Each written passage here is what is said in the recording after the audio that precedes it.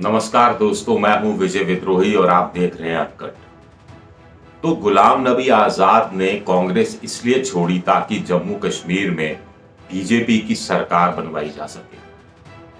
क्या जम्मू कश्मीर में पहला हिंदू मुख्यमंत्री हो, इसके लिए राइट विंग की राजनीति करने का विरोध करने वाले गुलाम नबी आजाद ने कांग्रेस छोड़ दी। 50 साल से वो यही काम कर रहे हैं। आइए इस गणित को समझने की कोशिश करते हैं। देखिए, बीजेपी किसी भी सूरत में जम्मू कश्मीर पर परचम लहराना चाहती है और दिक्कत यह है कि अकेले जम्मू की सभी सीटें वो जीत ले तो भी वो सत्ता में नहीं आ सकती।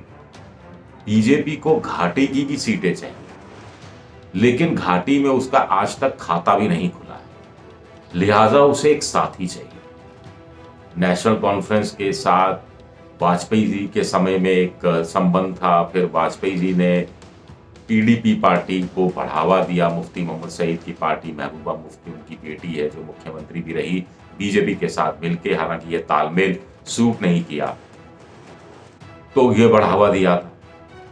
लेकिन अपने दम पर कैसे बीजेपी सत्ता में आ सकती? अब आज की तारीख यह है कि जो धारा 370 और अनुच्छेद 35A को हटाने का मामला हुआ, उसके बाद जैसे फारूक अब्दुल्ला और उसके बाद महबूबा मुफ्ती और उमर फारूक, दूसरे नेताओं को एक तरह से नजरबंद किया गया और घाटी में बड़ा आक्रोश भी रहा, तो ये लोग तो किसी भी सूरत में बीजेपी के साथ जाने वाले नहीं है। बीजेपी के साथ गए तो राजनीति पूरी तरह खत्म हो जाएगी। यही बात गुलाम नबी आजाद के साथ भी लागू होती है कि अगर वो बीजेपी में शामिल हो गए तो बचा खुचा कोई वोट उन्हें नहीं मिलेगा। कांग्रेस के लोग भी उन्हें धुतकार देंगे जम्मू कश्मीर की जहां तक बात है। तो ऐसे में गेम प्लान क्या है बीजेपी का?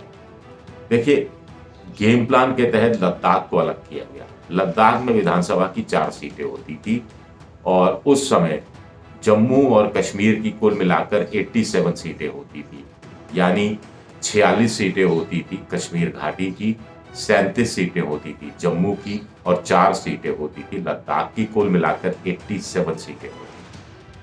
अब लद्दाख अलग यूनियन टेरिटरी बना दी गई और जम्मू कश्मीर को अलग यूटी बना दिया गया। अब जम्मू कश्मीर में कुल सीटें 7 बढ़ा दी गई और 83 की जगह इनकी संख्या हो गई 90। इस 90 में जो 7 सीटें बढ़ी उसमें से 6 जम्मू को दे दी गई और कश्मीर घाटी में जुड़ी सिर्फ 1 सीट। आज की तारीख है ये है कि 90 की विधानसभा है जिसमें 46 सीटें कश्मीर घाटी की हैं और 43 सीटें जम्मू की। 47 सीटें, माफ कीजिएगा, 47 सीटें कश्मीर घाटी की हैं और 43 सीटें जम्मू की हैं। लेकिन जीतने के लिए तो 46 सीटें चाहिए कम से कम। तो बीजेपी ने गणित बैठाना अपना शुरू किया है। पहली बार 9 सीटें शेड्यूल ट्राइब के लिए रखी गई हैं और इसमें से भी 6 सीटें जम्मू में है और सिर्फ 3 सीटें ही आदिवासियों के लिए कश्मीर घाटी में। तो स्वाभाविक तौर पर एसटी का वोट बीजेपी के खाते में जाएगा, ये माना जा रहा है। इसी तरह 7 सीटें शेड्यूल कास्ट के लिए भी रखी गई हैं, जो पहले भी रहती थी, संख्या कम रहती थी, उसमें बढ़ोतरी की गई है। इसके अलावा नागरिकता वाली आप वोटर जो नए शामिल हुए हैं, ऐसा कहा जा रहा है कि करीब 25 लाख नए वोटर हो सकते हैं। जो इस समय जो मौजूदा वोटर हैं करीब 70-75 लाख, जम्मू कश्मीर की कुल आबादी 1.25 करोड़ है, तो 70-75 लाख वोटर है, उसका 1/3 हो जाता है करीब 25 लाख। इसमें जो मजदूर हैं, जो कुछ सालों से रह रहे हैं, उन सब का वोट जम्मू क्षेत्र का बड़ी संख्या में बीजेपी को मिल सकता है, ऐसा बीजेपी उम्मीद कर रही है। लेकिन इन सारे प्रयासों के बावजूद बीजेपी वहां अपना मुख्यमंत्री नहीं बना सकती। तो ऐसे में क्या हो रहा है कि गुलाम नबी आजाद साहब का सहारा लिया जा सकता है, लिया जा रहा है। पर्दे के पीछे बात हो रही है, ऐसी बातें राजनीतिक गलियारों में आ रही हैं। हालांकि हमें इंतजार करना चाहिए कुछ भी कहने से पहले गुलाम नबी आजाद साहब के अगले कदम का, जो उन्होंने कहा है कि अगले कुछ दिनों में वो कश्मीर का दौरा करेंगे, वहां पर कार्यकर्ताओं से और दूसरे लोगों से बातचीत करेंगे और उसके बाद आगे की नीति काल की बात वो करेंगे। स्वाभाविक है कि वो बीजेपी में शामिल नहीं हो सकते। अलग पार्टी बनाएंगे, लेकिन उनको अलग पार्टी बनाने पर भी जितनी आलोचना राहुल गांधी की करनी पड़ेगी, उतनी आलोचना उनको बीजेपी की भी करनी पड़ेगी, अगर घाटी में उनको वोट चाहिए।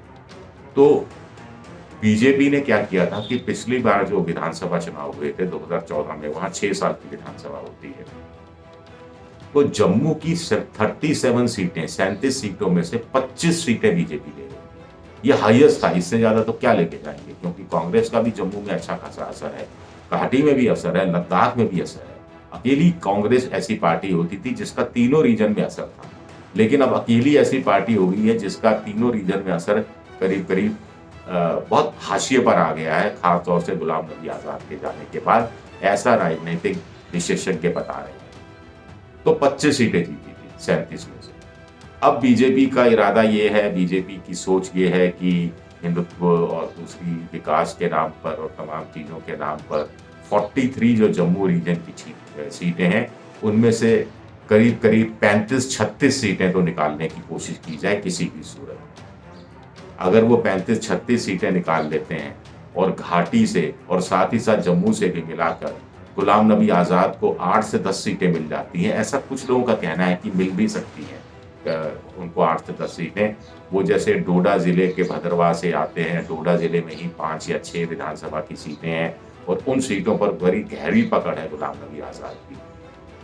फिर कुछ और भी आसपास की सीटें हैं, घाटी की भी कुछ सीटें हैं। तो बीजेपी का गेम प्लान ये है कि 35-36 अपने दम पर जीत ली, गुलाम नबी आज़ाद के दम पर 8-10 सीटें जीत ली, तो आपका आंकड़ा करीब करीब 44-45 तक पहुंच गया। तो उसके बाद आप एक सीट का इधर उधर जुगाड़ हो जाएगा और सरकार बन जाएगी। क्या गुलाम नबी आज़ाद ने कांग्रेस इसलिए छोड़ी कि बीजेपी की सरकार बनवा दी जाए? तो फिर गुलाम नबी आज़ाद के हाथ क्या लगेगा अगर बीजेपी का ही एक हिंदू मुख्यमंत्री बन जाएगा जम्मू कश्मीर में? और वो गुलाम नबी आज़ाद की अगर ऐसा हो भी गया तो जो सियासी जो यात्रा है वहीं उनकी खत्म हो जाएगी, उसके बाद उनको फिर आगे बढ़ने का मौका नहीं मिलेगा। या ऐसा कुछ हो सकता है कि गुलाम नबी आज़ाद को बीजेपी समर्थन दे बाहर से और वो मुख्यमंत्री बन जाए, किंग मेकर बनेंगे, ऐसी बात उनके समर्थक अभी से कह रहे हैं। यानी किंग किसी और को बनाएंगे और वो मेकर की भूमिका होगी। या फिर ये भी हो सकता है कि जैसा बहुत जगह हुआ, जैसा कि एकनाथ शिंदे के समय आप जानते हैं हुआ, नीतीश कुमार मुख्यमंत्री बने रहे कम सदस्यों के बाद भी, एकनाथ शिंदे मुख्यमंत्री बने कम सदस्यों के बावजूद, एचडी कुमारस्वामी कर्नाटक में कांग्रेस से 1/3 विधायक कम थे उनके, उसके बावजूद वो मुख्यमंत्री बने। तो फिर वहां क्यों नहीं हो सकता जम्मू कश्मीर में? 3-3 साल के लिए भी हो सकता है। एग्रीमेंट जो पहले भी हुआ था गुलाम नबी आज़ाद और मुफ्ती मोहम्मद सईद के बीच में भी 3-3 साल का करार हुआ था। फिर माना जाता है कि महबूबा मुफ्ती और बीजेपी के बीच भी कुछ इस तरह के करार की बातें सामने आई थी उस समय। खैर वो सरकार उतना नहीं चल पाई थी, वो कहानी अलग है। तो क्या ये सारा गणित, ये सारा सियासी उठक-पटक, ये सारे नए सियासी समीकरण, ये नए परिसीमन करवाना, सीटें यहाँ बढ़ाना, यहाँ घटाना, यहाँ एसटी की सीटें पहली बार घोषित करना, 9 सीटों में से 6 जम्मू को देना, 3 घाटी को देना, तो ये सब क्या इसी प्रक्रिया का हिस्सा है? और क्या इसी प्रक्रिया का हिस्सा गुलाम नबी आज़ाद भी है? ये एक बड़ा सवाल उठ रहा है। देखना दिलचस्प रहेगा। अभी तो चुनाव मुश्किल है इस साल होना, क्योंकि 2 महीने बाद तो सर्दी पड़नी शुरू हो जाएगी, बर्फ पड़नी शुरू हो जाएगी 2-3 महीने बाद, तब तो चुनाव होंगे नहीं। और इलेक्टोरल रोल को, जो मतदाताओं की सूची है उसका जो नवीनीकरण करना है, उसमें थोड़ा टाइम लगेगा। पहाड़ी इलाका है, दुर्गम इलाके हैं, तो ऐसे में माना जा रहा है कि चुनाव अगले साल गर्मियों में वहाँ हो सकते हैं। तब तक गुलाम नबी आज़ाद को अपनी पार्टी को जमाने का भी मौका मिलेगा। और स्वाभाविक है कि पार्टी ऐसे नहीं जम सकती। नई पार्टी बनी है, जैसे पीडीपी बनी थी तो वाजपेयी जी ने पीछे से धक्का दिया था, वित्तीय सहयोग भी किया था, पीडीपी को खड़ा किया था ताकि वो काम आ सके। और ऐसे ही अगर गुलाम नबी आज़ाद भी करते हैं तो बीजेपी कहीं ना कहीं डायरेक्ट इनडायरेक्ट रूप से, परोक्ष रूप से उनकी मदद करेगी। लेकिन बात ये पर्दे के पीछे ही रहेगी, क्योंकि बात अगर खुल गई या ये नैरेटिव चला गया, ये विमर्श घाटी के लोगों के बीच में चला गया कि गुलाम नबी आज़ाद बीजेपी के लिए बी टीम का काम कर रहे हैं, तो भी उनकी राजनीति वहाँ पर फिर पस्त होना शुरू हो जाएगी और बीजेपी अपने मकसद में फिर शायद कामयाब नहीं हो पाएगी। तो बड़ा संभल कर चलने वाली बात है। देखना दिलचस्प रहेगा कि ये सब राजनीतिक शोशेबाजियाँ हैं, ये सब पतंग उड़ाने का खेल चल रहा है या फिर वाक़ई में ऐसा होता है। ये सब निर्भर करेगा कि गुलाम नबी आज़ाद प्रेस से जब मिलते हैं, पहली बार जब मिलेंगे कांग्रेस से अलग होने के बाद, तो क्या बोलेंगे? किस तरह की बातें वो साफ करने की कोशिश करेंगे। शुक्रिया, बहुत-बहुत शुक्रिया।